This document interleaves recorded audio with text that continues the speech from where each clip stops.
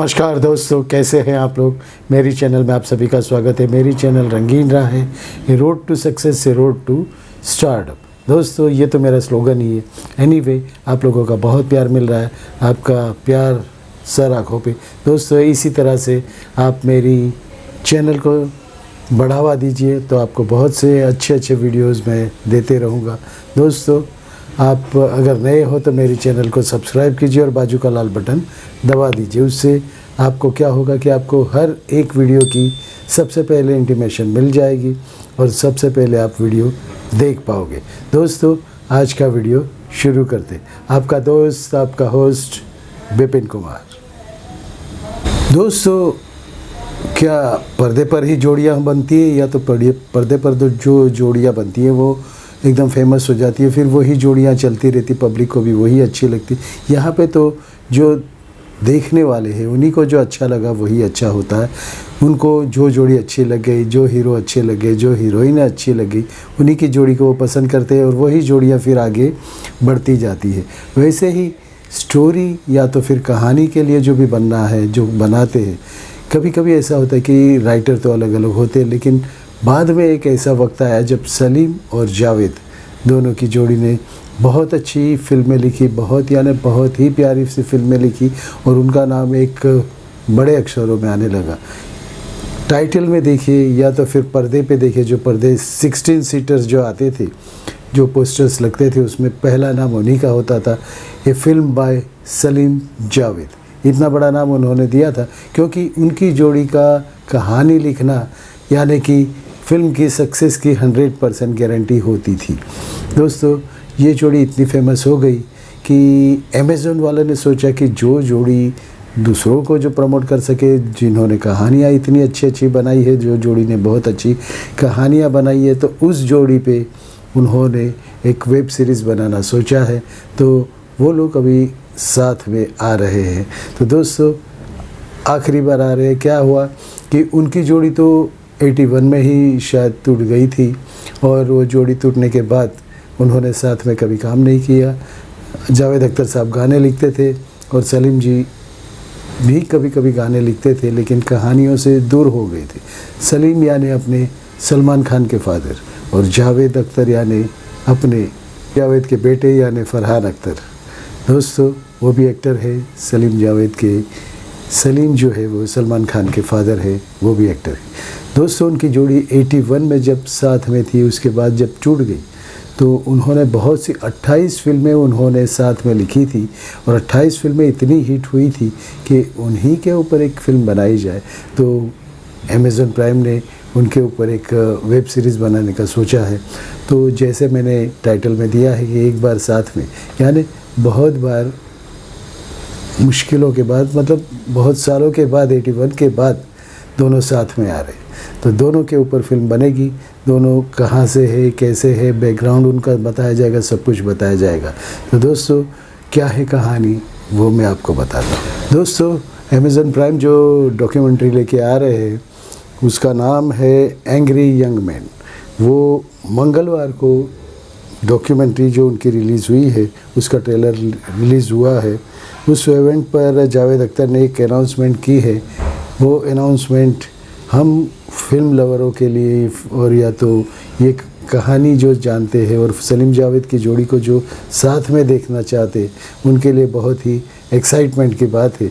उनको पता नहीं है कि किस चीज़ से वो लोग वापस आ रहे, कैसे वापस आ रहे, या तो फिर आगे वो साथ में काम करेंगे या तो ये दोनों लेखकों की जोड़ी साथ में और भी कुछ करने वाली है।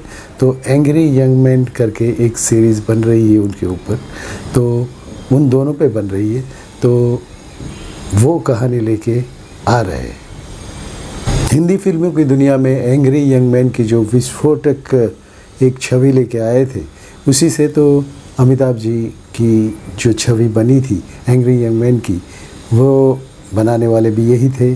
और ये जोड़ी भी उससे फेमस हो गई और उनकी वजह से अपने अमिताभ जी भी इतने फेमस होंगे। एंग्री यंग मैन की जोड़ी, एंग्री यंग मैन की जो छाप थी, उससे जो छवि थी, उससे अमिताभ बच्चन भी विस्फोटक बन गए और वो एक एंग्री यंग मैन का स्टाइल उन्हीं का बन गया, क्योंकि जो उससे पहले अमिताभ जी आए उससे पहले वो लवर बॉय वाली कहानियाँ चलती थी, प्रेम कहानियाँ चलती थी, वो पेड़ों के इर्द गिर्द घूमना, और राजेश खन्ना का ज़माना था। राजेश खन्ना ने भी बहुत फिल्मी दुनिया पे राज किया, क्योंकि उनको चाहने वाले बहुत से थे, बहुत यानी बहुत थे, लेकिन कुछ गलतियों की वजह से उनका ये स्टार पद, पहले सुपरस्टार तो अमिताभ ही पहले सुपरस्टार तो राजेश खन्ना ही बने थे, वो ही सुपरस्टार की इमेज लेके आए थे। बहुत अच्छे गाने उनको भी सलीम जावेद ने अच्छी कहानियाँ दी थी। एक कहानी थी हाथी मेरे साथी, जो फिल्म आई थी तो राजेश खन्ना ने ले तो ली थी, क्योंकि राजेश खन्ना ने उस वक्त एक बंगला देखा हुआ था जुहू पे। वो बंगला उनको इतना अच्छा लग गया था कि उन्हें वो लेना ही था। तो उस वक्त उनके पास पैसे नहीं थे, तो आनंद फानंद में उन्होंने हाथी मेरे साथी फिल्म साइन कर ली और वो पैसे से वो बंगला ख़रीद लिया।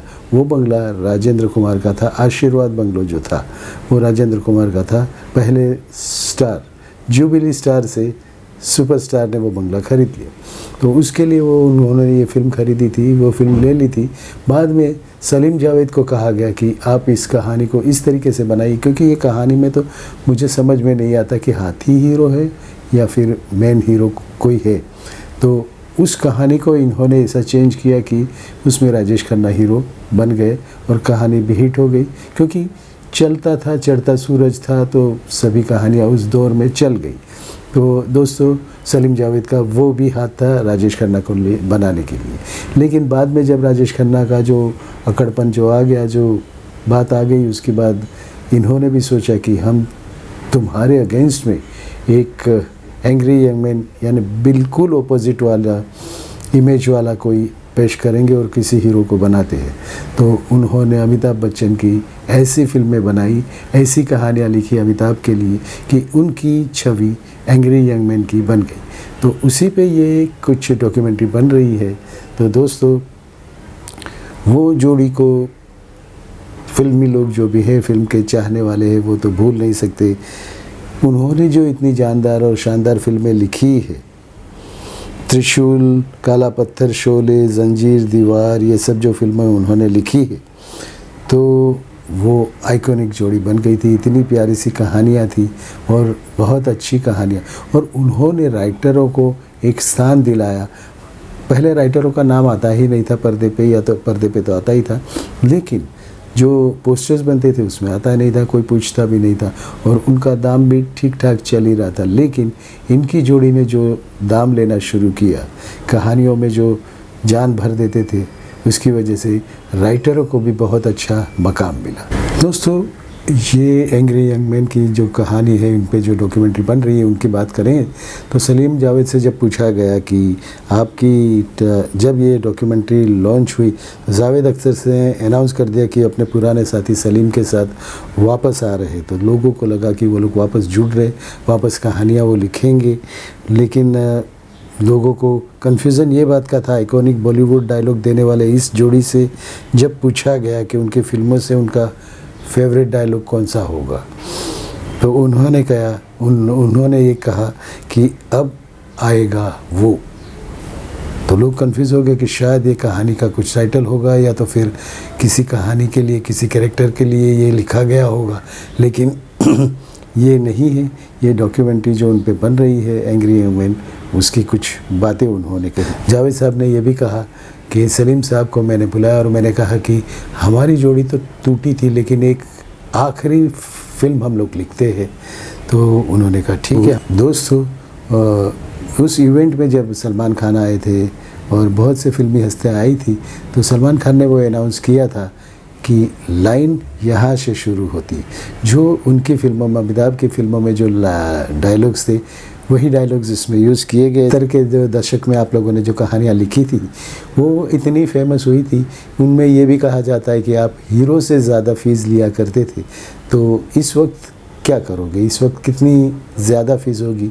तो सलीम जावेद में से जावेद अख्तर ने कहा कि इस वक्त इससे ज़्यादा ही फ़ी लेंगे और बहुत ज़्यादा फ़ी लेंगे, क्योंकि हमारी जोड़ी वापस आ रही है, हमारा मिलाप वापस हो रहा है। दोस्तों, ये बता दें कि जब ये जोड़ी टूटी तो नहीं कह सकते, अलग जब हो गए वो लोग 1982 में, तब उन्होंने, अब आज तक पता नहीं चला कि उन्होंने 1982 में क्यों अलग हुए, क्योंकि इतना अच्छा चल रहा था, इतना अच्छा नाम चल रहा था। सलीम और जावेद, किसी को लगता था कि एक ही नाम है और वही नाम फेमस हो गया था और कहानियों में उन्हीं का नाम हो गया था। लेखकों को बहुत बड़ा नाम मिला हुआ था और कहानियाँ सलीम जावेदिया ने 100% गारंटी की ये कहानी से जो भी फिल्म बनेगी वो सुपर हिट ही बनेगी।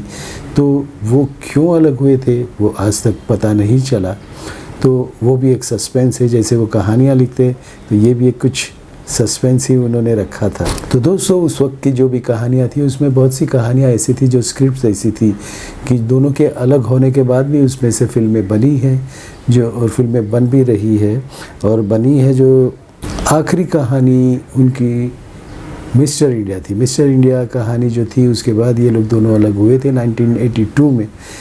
अनिल कपूर साहब की फिल्म मिस्टर इंडिया जो थी वो आखिरी उनकी लिखी हुई स्क्रिप्ट थी। ये जो डॉक्यूमेंट्री बन रही है इन दोनों पे, तो वो डॉक्यूमेंट्री में उन्होंने बताया है कि उनका सफ़र कैसे शुरू हुआ, जावेद अख्तर साहब कहाँ थे, क्या करते थे और ये कैसे मिले। बांद्रा में पहली बार वो बेंच स्टैंड पे मिले थे, वहाँ पे मतलब फिल्म तो लिखते थे लेकिन अलग अलग लिखते थे, लेकिन बेंच स्टैंड पे लेके बैठ के उन्होंने पहली कहानी लिखी थी। दोस्तों, उनकी पहली कहानी भी ज़्यादा कुछ प्रोड्यूसर्स को इंटरेक्ट नहीं कर पाई, ज़्यादा वो इंटरेस्ट नहीं दिखाया किसी ने, लेकिन इन दोनों की जोड़ी तो बन गई। वो बांद्रा के बेंच स्टैंड आज भी वहाँ पे उनको याद है कि पहली बार जब वो दोनों मिले थे और वो जो कहानी की दोनों राइटर जो बने थे, दोनों की जोड़ी बनी थी, उसके बारे में बताएंगे। जावेद अख्तर अपने बारे में बताएंगे, सलीम जी अपने बारे में बताएंगे और इस जोड़ी टूटने से पहले क्या थे और आज क्या है वो अपनी जीवनी बताएंगे। तो दोस्तों, एंग्री यंग मैन ये टाइटल है और ये डॉक्यूमेंट्री इन दोनों पे बन रही है। आइकॉनिक जोड़ी सलीम जावेद, आइकॉनिक फिल्में इनकी जो थी, तो आइकॉनिक मिलन होगा। दूसरी बात, मतलब ये कहानी भी वो लोग ही लिख रहे हैं, ये जो स्क्रिप्ट है इसकी ये लोग ही लिख रहे। तो उन्होंने कहा हम आखिरी बार दोनों मिलके ये कहानी लिखते हैं। तो दोस्तों, ऐसा मिलन इनका है। तो हम लोगों को तो बहुत लगा कि शायद वो लोग वापस लिखना शुरू करेंगे, कहानियाँ मिलेगी हमें, लेकिन ऐसी बात नहीं है। उन्होंने अपनी ही ये स्क्रिप्ट लिखी है। तो दोस्तों, ये है एंग्री यंग मैन की कहानी। ये लोग दोनों साथ में आ रहे हैं, सलीम और जावेद, आइकॉनिक जोड़ी, आइकॉनिक मिलाप, दोनों का मिलन भी आइकॉनिक होना चाहिए। दोस्तों, आप लोगों को मेरे वीडियोस बहुत अच्छे लगते हैं। आप लोग के जवाब मुझे पता लगता है कि आप लोगों को क्या क्या चाहिए। तो किसी ने ये एक टाइटल पढ़ा होगा कि सलीम जावेद फिर से वापस आ रहे हैं, तो ये थी कहानी का सारांश, ये थी बात। तो दोस्तों, वो उनकी ये फिल्म प्राइम विज़न पे आ रही है, तो वो ज़रूर से देखिएगा, उनके लाइफ के बारे में देखिएगा, कहाँ से कहाँ। इस इंडस्ट्री में तो आदमी कुछ भी हो सकता है, वैसे ही ये लोग कहाँ से कहाँ पहुँच गए, कैसे मिले, वो सब बातें हैं। दोस्तों, नमस्कार। आज का वीडियो यहीं समाप्त करता हूँ। मिलेंगे किसी और वीडियो में।